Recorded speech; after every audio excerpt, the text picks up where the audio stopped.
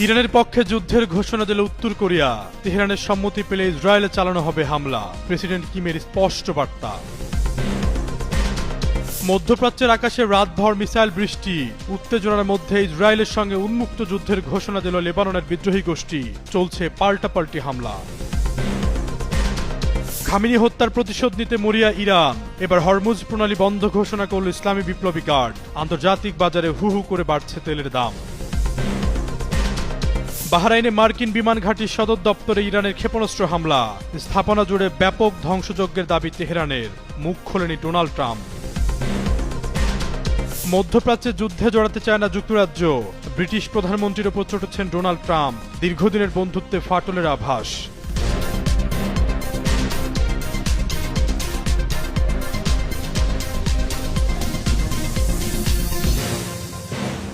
মধ্যপ্রাচ্যে সামরিক উত্তেজনার আগুন যখন দিন দিন আরও দাউ দাউ করে জ্বলছে, ঠিক তখনই বিস্ফোরক এক বক্তব্য দিয়ে আলোচনার কেন্দ্রবিন্দুতে উঠে এলেন উত্তর কোরিয়ার সর্বোচ্চ নেতা কিম জং উন।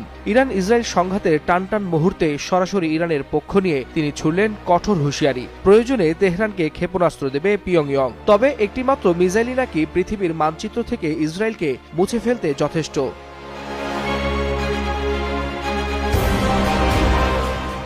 গত শনিবার ইরানে ইসরায়েল যুক্তরাষ্ট্রের হামলার পর 3 দিন চুপ ছিলেন কিম। এই নীরবতা ঘিরে সামাজিক যোগাযোগ মাধ্যমে শুরু হয় নানা জল্পনা, এমনকি রসিকতা করে অনেকে প্রশ্ন তুলেন, মিসাইলম্যান কি তবে এবার মাঠের বাইরে? কিন্তু মঙ্গলবার সকালে সেই নীরবতা ভাঙতেই যেন বোমা ফাটালেন তিনি। স্পষ্ট ভাষায় জানালেন, ইরান চাইলে উত্তর কোরিয়া ইসরায়েলের বিরুদ্ধে ক্ষেপণাস্ত্র সহায়তা দেবে, আর এই ক্ষেপণাস্ত্রের একটাই নাকি পৃথিবীর মানচিত্র থেকে ইসরায়েলকে মুছে ফেলতে যথেষ্ট।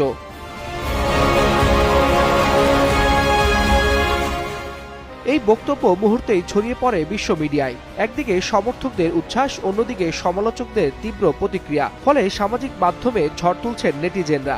কেউ বলছেন এটা কূটনৈতিক চাপ বাড়ানোর কৌশল, আবার কেউ মজা করে লিখছেন মামা কিম আবার খেলায় ফিরছেন।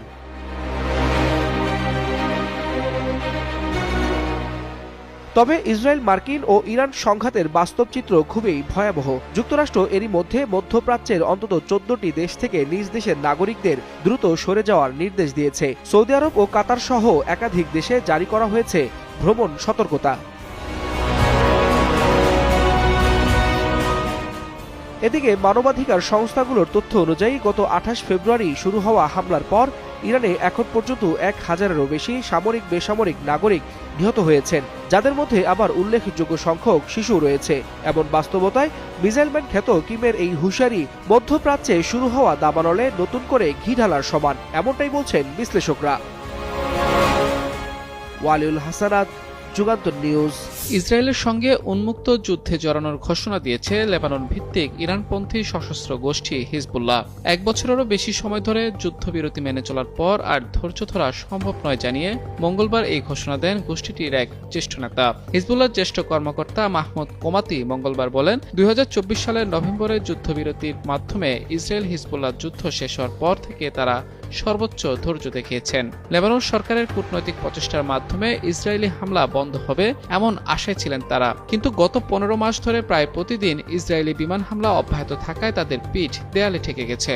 এখন প্রতিরোধে ফেরা ছাড়া তাদের আর কোনো পথ খোলা নেই। হিজবুল্লাহর মিডিয়া অফিস থেকে প্রকাশিত এক বিবৃতিতে কুমাতি লেবানন সরকারেরও কড়া সমালোচনা করেন। তিনি বলেন, লেবানন সরকার হিজবুল্লাহর কর্মকাণ্ডকে অবৈধ বলছে এবং অস্ত্র জমা দেওয়ার দাবি জানাচ্ছে, অথচ ইসরায়েলি হামলা বন্ধে তারা কোনো কার্যকর ভূমিকা নেয়নি। কুমাতি আরো বলেন, জায়নবাদী শত্রুপক্ষই একটি পূর্ণাঙ্গ যুদ্ধ চেয়েছিল, যা তারা যুদ্ধবিরতি চুক্তির পরও থামায়নি।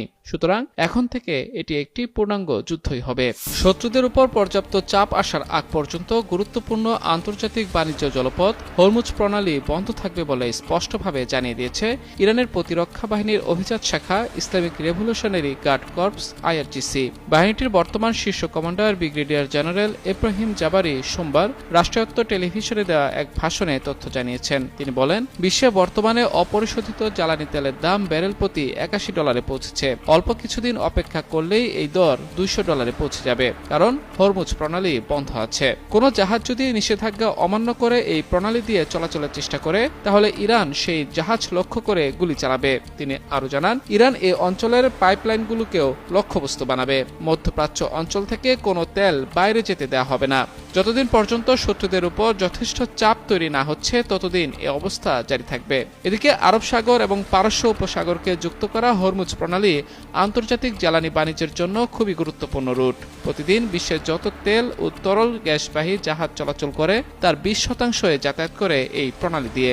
ইরানের ইসলামী বিপ্লবী গার্ড আইআরজিসি দাবি করেছে তারা বাহরাইনের শেখ ইসা এলাকায় অবস্থিত একটি মার্কিন বিমান ঘাঁটিতে ব্যাপক হামলা চালিয়েছে। হামলায় ব্যবহার করা হয়েছে 20টি ড্রোন এবং 3টি ক্ষেপণাস্ত্র। মঙ্গলবার আইআরজিসির বিবৃতিতে বলা হয়েছে আইআরজিসির নৌবাহিনী 20টি ড্রোন ও 3টি ক্ষেপণাস্ত্র ছুড়ে বাহরাইনের শেখ ইসা এলাকায় মার্কিন বিমান ঘাঁটিতে বড় ধরনের আঘাত হানে। ঘাঁটির প্রধান কমান্ড সদর দপ্তর ধ্বংস হয়েছে, তবে এই হামলায় কোনো প্রমাণ দেখায়নি তারা। হামলার বিষয়ে বাহরাইনের পক্ষ থেকে এখনো কোনো মন্তব্য পাওয়া যায়নি। 28 ফেব্রুয়ারি থেকে মার্কিন ও ইসরায়েলি হামলার জবাবে ইরান এই হামলা ঘটিয়েছে। এদিকে সৌদি আরবের রাজধানী রিয়াদে বিদেশি দূতাবাস ও কূটনীতিক আবাসস্থল এলাকায় বিস্ফোরণ এবং ধোঁয়ার স্তর দেখা গেছে। সৌদি প্রতিরক্ষা মন্ত্রণালয় জানিয়েছে 2টি ড্রোন মার্কিন দূতাবাসে আঘাত করেছে এবং আগুন ধরে গেছে। এছাড়া কাতারের প্রতিরক্ষা মন্ত্রণালয় জানিয়েছে কাতারে 2টি ব্যালিস্টিক ক্ষেপণাস্ত্র ধ্বংস করা হয়েছে। শনিবার থেকে শুরু হওয়া এই সংঘাতে ইরানের সর্বোচ্চ ধর্মীয় নেতা আয়াতুল্লাহ আলী খামেনি নিহত হয়েছেন। তার স্ত্রী সহ পরিবারের কয়েক সদস্য প্রাণ হারিয়েছেন। ব্রিটিশ প্রধানমন্ত্রী কিয়ার স্টারমারের সমালোচনা করেছেন মার্কিন প্রেসিডেন্ট ডোনাল্ড ট্রাম্প। তিনি অভিযোগ করে বলেন ইরানের বিরুদ্ধে যুক্তরাষ্ট্রের যুদ্ধে সমর্থন না দিয়ে স্টারমার সহযোগিতা করেননি। ট্রাম্প বলেন তিনি সহায়ক ছিলেন না। আমি কখনো ভাবিনি যুক্তরাজ্যের কাছ থেকে এমনটা দেখব। এছাড়াও তিনি আরো বলেন দুই দেশের সম্পর্ক এখন অনেকটাই বদলে গেছে। তিনি আরো বলেন এটা ভিন্ন এক পৃথিবী। আগে আপনার দেশের সঙ্গে আমাদের যে ধরনের সম্পর্ক ছিল এখন তা অনেকটাই আলাদা। ট্রাম্প দাবি করেন একসময় যে জোটকে তিনি সবচেয়ে শক্ত মনে করতেন সেটি এখন চাপে পড়েছে। মার্কিন প্রেসিডেন্ট আরও ইঙ্গিত দেন মধ্যপ্রাচ্যে যুদ্ধ পরিচালনা এখন যুক্তরাষ্ট্র ব্রিটেনের উপর নির্ভরশীল নয়। তিনি বলেন এতে হয়তো খুব একটা প্রভাব পড়বে না, কিন্তু তার সাহায্য করা উচিত ছিল। এর আগে ইরান যুক্তরাষ্ট্র ইসরায়েলের হামলায় যুক্তরাজ্য যোগ দেবে না বলে জানান দেশের প্রধানমন্ত্রী কিয়ার স্টারমার। স্টারমার বলেন ইরানের ক্ষেপণাস্ত্রগুলো যেসব জায়গায় সংরক্ষিত আছে বা উৎক্ষেপণের জন্য প্রস্তুত রাখা হয়েছে শুধু সেগুলোকে উৎসমূলে থামানোর জন্য যুক্তরাষ্ট্র ব্রিটিশ সামরিক ঘাঁটি ব্যবহারের অনুমতি চেয়েছে। তিনি বলেন ইরান যেন অঞ্চল জুড়ে ক্ষেপণাস্ত্র নিক্ষেপ করে বেসামরিক মানুষকে হত্যা করতে না পারে সে লক্ষ্যেই তিনি এই যুক্তরাষ্ট্র ইসরায়েলের অনুরোধে সম্মতি দিয়েছেন। তবে তিনি জোর দিয়ে বলেছেন যুক্তরাষ্ট্র ইসরায়েলের সঙ্গে হামলায় অংশ নেবে না। তিনি আরও জানান ইরানের ক্ষেপণাস্ত্র নিক্ষেপ সক্ষমতা রোধ করতে যুক্তরাষ্ট্রকে ঘাঁটি ব্যবহারের অনুমতি দিতে ফ্রান্স জার্মানিও প্রস্তুত আছে। বাহরাইনে একটি মার্কিন বিমান ঘাঁটি ধ্বংস করেছে ইরান। দেশটির বিপ্লবী গার্ড কর্পস আইআরজিসির সঙ্গে সম্পর্কিত সংবাদ সংস্থা ফার্সের পোস্ট করা এক ফুটেজে দূরবর্তী লক্ষ্যবস্তুতে রকেটের একটি ঢেউ বিস্ফোরিত হতে দেখা গেছে। এতে দাবি করা হয়েছে আইআরজিসির ড্রোন এবং ক্ষেপণাস্ত্র হামলায় বাহরাইনের শেখ ইসা অঞ্চলে একটি মার্কিন কমান্ড এবং স্টাফ বিল্ডিং বিমান ঘাঁটি ধ্বংস হয়ে গেছে, পাশাপাশি জ্বালানি ট্যাঙ্কগুলো বিস্ফোরিত হয়েছে। মঙ্গলবার এক প্রতিবেদনে এ তথ্য নিশ্চিত করে ব্রিটিশ ভিত্তিক সংবাদ মাধ্যম বিবিসি। গত শনিবার যুক্তরাষ্ট্র ও দখলদার ইসরায়েল ইরানে যৌথভাবে হামলা চালায়। এতে ইরানের সর্বোচ্চ নেতা আয়াতুল্লাহ আলী খামেনি নিহত হন বলে নিশ্চিত করেছে দেশটির গণমাধ্যমগুলো। এরপর থেকে তেহরান পাল্টা হামলা হিসেবে সৌদি আরবে যুক্তরাষ্ট্রের অবকাঠামো ও ঘাঁটিগুলোকে লক্ষ্য করে হামলা চালাচ্ছে ইরান। তেহরানকে লক্ষ্য করে ইসরায়েল ও যুক্তরাষ্ট্রের যৌথ হামলার পর গোটা মধ্যপ্রাচ্য জুড়ে যেন আগুন জ্বলছে। ক্রমে নিয়ন্ত্রণের বাইরে চলে যাচ্ছে পরিস্থিতি। এমন উত্তপ্ত পরিবেশেই ইরানের পক্ষ থেকে এলো এবার নতুন ও কঠোর বার্তা। কৌশলগতভাবে অত্যন্ত গুরুত্বপূর্ণ হরমুজ প্রণালী দিয়ে সব ধরনের নৌযান চলাচল বন্ধের ঘোষণা দিয়েছে ইরানের ইসলামী রেভলিউশনারি গার্ড কর্পস আইআরজিসি। এই তথ্য প্রকাশ করেছে আনাদোলু এজেন্সি। স্থানীয় সময় সোমবার ইরানের রাষ্ট্রীয় টেলিভিশনে প্রচারিত বক্তব্যে আইআরজিসির প্রধান কমান্ডার জ্যেষ্ঠ উপদেষ্টা ব্রিগেডিয়ার জেনারেল ইব্রাহিম জাব্বারি বলেন মার্কিন ইসরায়েলি হামলার জবাবে এই কৌশলগত জলপথ দিয়ে আর কোনো ধরনের যাতায়াত করতে দেওয়া হবে না। তিনি হুঁশিয়ারি দিয়ে বলেন কোনো জাহাজ হরমুজ প্রণালী অতিক্রমের চেষ্টা করলে তাৎক্ষণিক হামলা চালানো হবে। একই সঙ্গে তেলের পাইপলাইনগুলোতেও লক্ষ্যবস্তুতে পরিণত হতে পারে বলে সতর্ক করেন তিনি। জাব্বারি স্পষ্ট করে জানান ইরান এই অঞ্চল থেকে এক ফোঁটা তেলও বাইরে যেতে দেবে না। বিশ্লেষকদের মতে এই ঘোষণা বাস্তবায়িত হলে বৈশ্বিক জ্বালানি বাজারে বড় ধরনের অস্থিরতা সৃষ্টি হতে পারে এবং আঞ্চলিক নিরাপত্তা পরিস্থিতি আরো জটিল হয়ে উঠবে। মধ্যপ্রাচ্যের যুদ্ধের ঘনঘটা আর ক্রমবর্ধমান অস্থিরতায় সৃষ্টি হয়েছে চরম উদ্বেগ। ইরান ও ইসরায়েল যুক্তরাষ্ট্রের মধ্যকার চলমান সামরিক উত্তেজনার জেরে ওই অঞ্চলে অবস্থানরত নিজেদের নাগরিকদের দ্রুত এলাকা ছাড়ার নির্দেশ দিয়েছে ওয়াশিংটন। নিরাপত্তা পরিস্থিতির দ্রুত অবনতি ঘটায় মার্কিন পররাষ্ট্র মন্ত্রণালয় এই জরুরি সতর্কবার্তা জারি করেছে। মঙ্গলবার আল জাজিরা জাজিরার এক প্রতিবেদনে এই তথ্য জানানো হয়। প্রতিবেদনে বলা হয়, নিরাপত্তা ঝুঁকির মুখে থাকা 14টি দেশের তালিকায় রয়েছে বাহরাইন, মিশর, Iran, Iraq, Israel, Jordan, Kuwait, Lebanon, Oman, Qatar, Saudi Arab, সংযুক্ত আরব আমিরাত এবং ইয়েমেন। মার্কিন নাগরিকদের জন্য এই অঞ্চলগুলো বর্তমানে চরম অনিরাপদ হিসেবে বিবেচিত হচ্ছে। মার্কিন সহকারী পররাষ্ট্রমন্ত্রী মাওরা নামদার এক এক্স বার্তায় জানিয়েছেন, বিশেষ করে ইরান, ইরাক, জর্ডান, লেবানন এবং ইসরায়েলে থাকা মার্কিনীদের দেরি না করে নিরাপদ গন্তব্যে চলে যাওয়া উচিত। জীবন বাঁচাতে যেভাবে সম্ভব দ্রুত এসব দেশ ত্যাগ করার পরামর্শ দেওয়া হয়েছে। মূলত সম্ভাব্য বড় ধরনের কোনো সংঘাতের মুখে নাগরিকদের সুরক্ষা নিশ্চিত করতে এই কঠোর পদক্ষেপ নিয়েছে দেশটি। মধ্যপ্রাচ্যের আকাশে এখন শুধু গোলা বারুদের গন্ধ। যুদ্ধের ধোঁয়ায় আতঙ্ক ছড়িয়ে পড়েছে জনজীবনে। চলমান যুদ্ধের মধ্যেই নতুন করে উত্তপ্ত হয়ে উঠেছে পরিস্থিতি, বাড়ছে আঞ্চলিক সংঘাত ছড়িয়ে পড়ার শঙ্কা। এই প্রেক্ষাপটে আরব দেশগুলোর উদ্দেশ্যে আশ্বাস দিয়েছে ইরান। দেশটির পররাষ্ট্রমন্ত্রী আব্বাস আরাকচি জানিয়েছেন, যুদ্ধ চললেও ইরানের লক্ষ্য আঞ্চলিক কোনো প্রতিবেশী দেশ নয়, বরং চলমান সংঘাতের মধ্যেই ইরান কেবল যুক্তরাষ্ট্রের সামরিক উপস্থিতিকেই লক্ষ্যবস্তু করছে। মঙ্গলবার রাষ্ট্রীয় গণমাধ্যমে দেওয়া এক সাক্ষাৎকারে তিনি বলেন, ইরান প্রতিবেশী দেশগুলোর বিরুদ্ধে কোনো হামলা চালাচ্ছে না। তার দাবি, মার্কিন সামরিক ঘাঁটিগুলোই ইরানের হামলার মূল লক্ষ্য এবং মার্কিন সেনারা অবস্থান বদল করলেও হামলা থেকে রেহাই পাবে না।